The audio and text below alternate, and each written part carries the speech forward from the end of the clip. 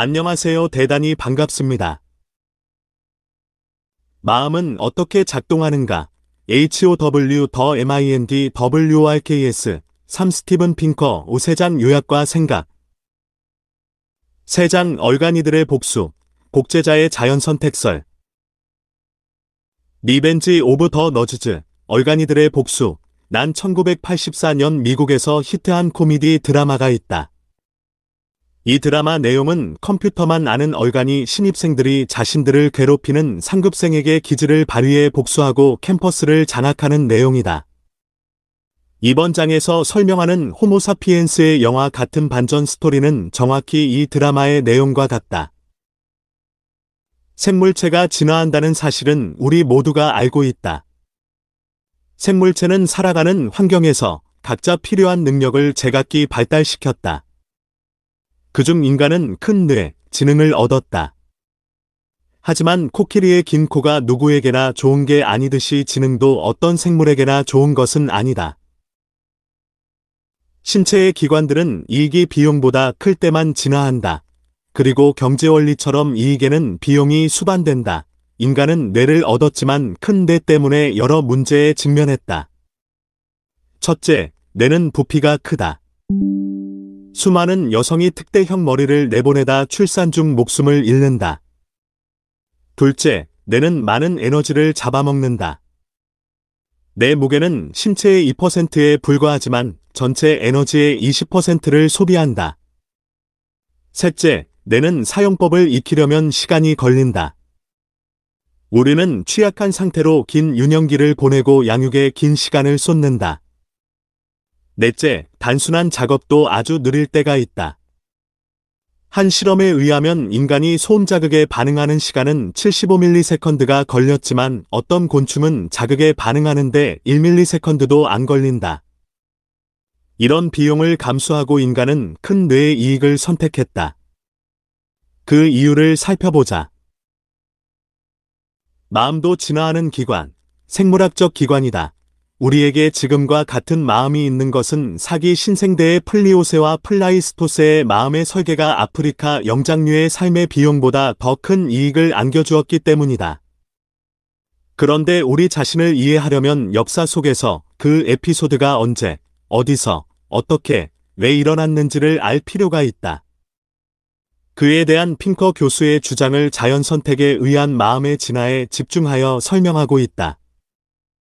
자연선택은 정교하고 복잡한 생명이 실제로 어떻게 진화했는가는 물론이고 그것이 어떻게 진화할 수 있는가를 설명해주는 이론이다. 그리고 자연선택은 하나의 생물학적 기관인 인간의 마음을 이해하는 데도 반드시 필요하다. 생명의 설계자가 있는가? 생명의 매력은 적응적 복잡성 또는 복잡한 설계에 있다. 우리의 신체는 놀랍도록 어떤 목적을 수행하기 위해 정밀하게 고안된 것처럼 보인다. 이를테면 눈에는 각막, 수정체, 홍채, 망막 등 많은 부위가 있고 이들이 아주 정교하게 조직되어 있어서 시력을 가진 존재를 만들려는 목적 아래 사전에 치밀하게 설계된 것처럼 보인다. 다른 기관도 마찬가지다.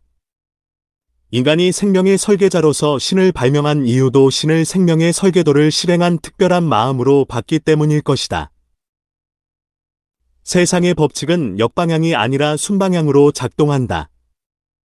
비가 땅을 적시는 것이지 땅을 비옥하게 만드는 사실이 비를 내리지는 않는다. 신이 아니라면 무엇이 경이로운 생명의 목적론을 설명할 수 있겠는가? 그 다른 무엇을 보여준 사람이 다윈이었다. 다윈은 이 역방향의 인과관계를 입증했다. 그 핵심은 복제다. 태초에 복제자가 있었다. 이 작은 결정체는 자연선택의 산물이 아니라 물리적, 화학적 법칙의 산물이었다. 세상의 자원은 한정되어 있기 때문에 복제자들은 자원을 놓고 경쟁을 벌였다. 이 경쟁에서 우위에 있는 복제자들은 살아남고 그렇지 못하면 도태되었다. 복제자들은 자손을 복제해 낳았는데 어떤 복제 과정도 100% 완벽할 수는 없기 때문에 때로 에러가 발생했다.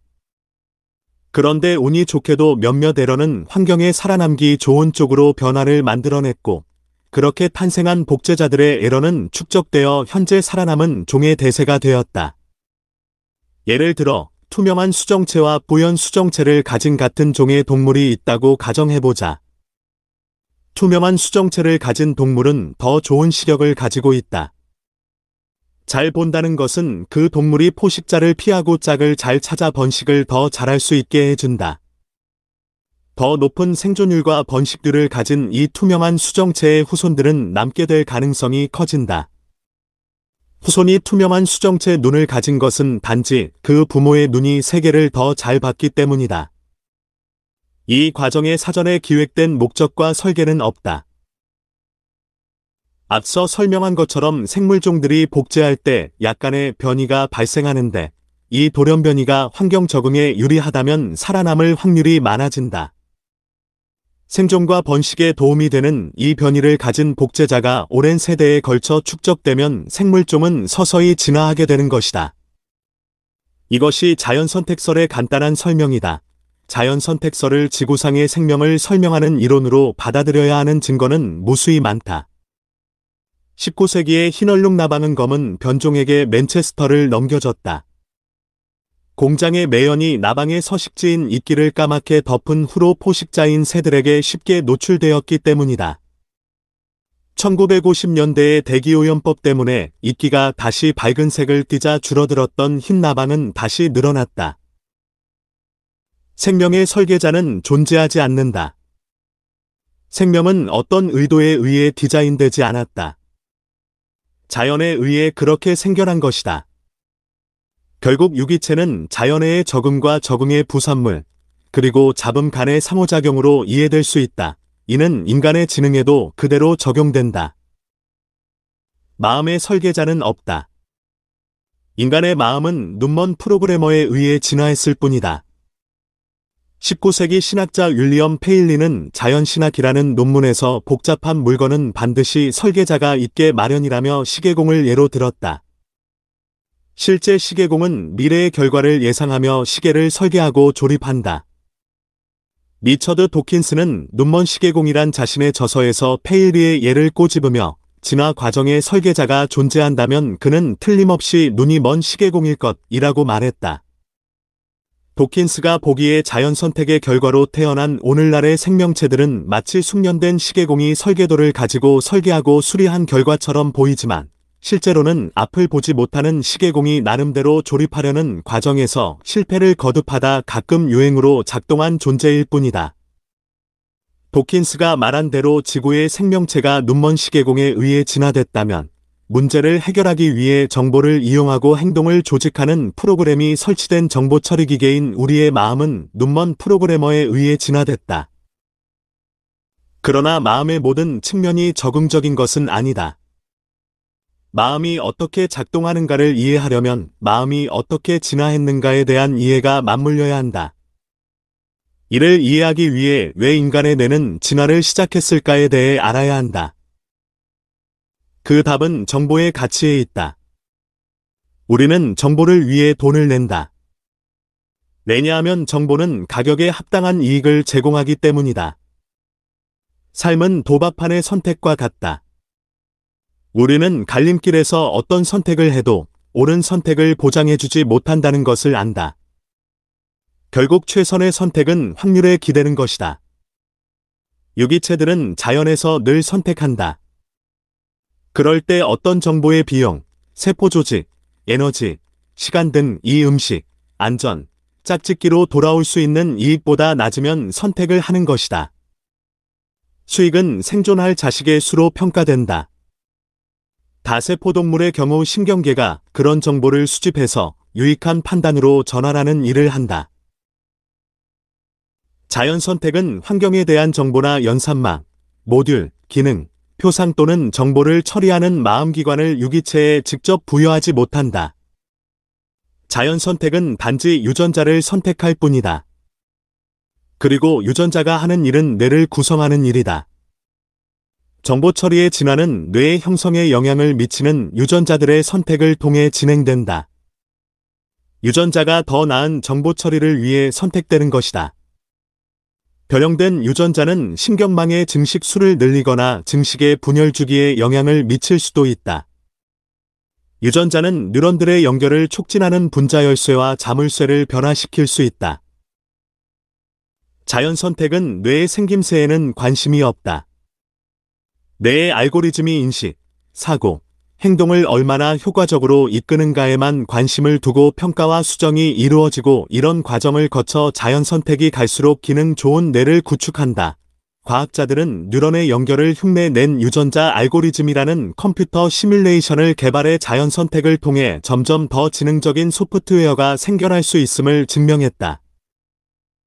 그리고 학습과 진화는 동시에 진행될 수 있다.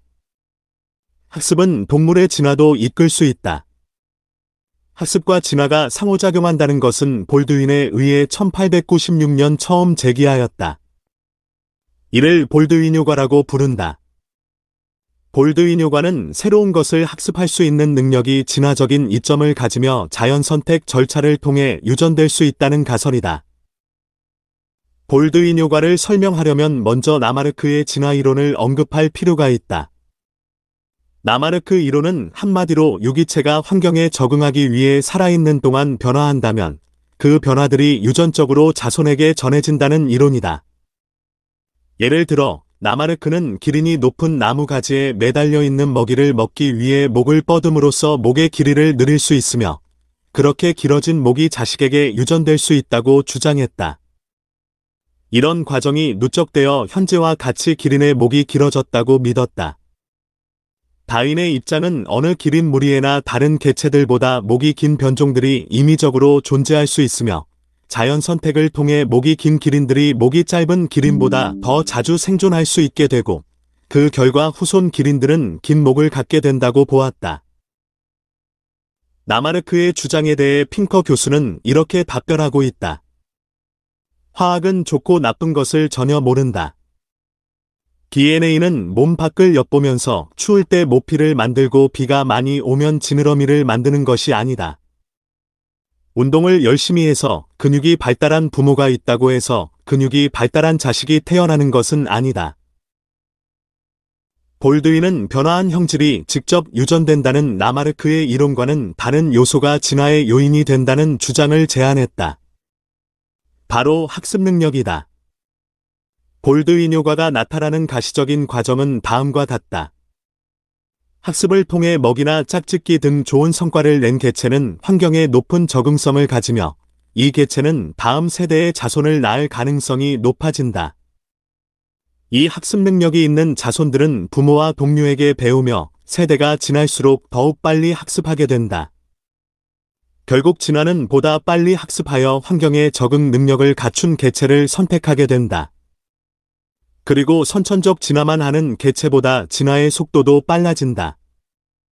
볼드윈 효과에서 주목해야 할 점은 라마르크의 주장과 달리 학습된 형질이 DNA에 직접적으로 들어가지는 않는다는 것이다.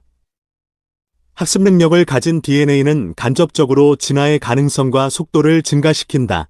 예를 들어 우유병을 따는 새가 있다면 우유병을 따는 부리가 유전되는 것이 아니라 우유병을 따는 학습 능력이 있는 신경망을 가진 새가 살아남는 것이다.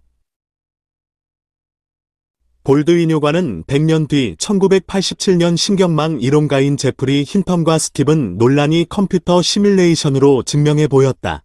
요약하면 선천적인 온, 오프, 오픈 연결 두 가지 변수로 20개의 신경망을 연결을 해야 하는 비학습 동물이 있다고 가정했을 때 이 동물이 무작위로 신경망을 완벽하게 연결하는 경우를 시뮬레이션 해보았더니 100만 마리, 220, 당 한 마리에 불과했다. 하지만 학습이 가능한 동물은 달랐다. 학습동물의 신경망은 선천적으로 온, 선천적으로 오프 그리고 학습으로 온 또는 오프 세 가지 변수로 연결될 수 있다. 이 동물이 태어날 때 운 좋게 좋은 조합으로 태어나 10개의 연결을 이미 갖고 태어난다면 대략 1000마리, 210, 당 한 마리가 정확한 연결을 가질 수 있었다. 그 동물은 이제 다른 10개의 연결만을 하면 올바른 망이 완성된다. 학습 능력이 있는 동물은 처음부터 모든 연결을 해야 하는 비학습 동물에 비해 단지 몇 개의 연결만 하면 되기 때문에 더 빠르게 신경망을 연결할 수 있었다.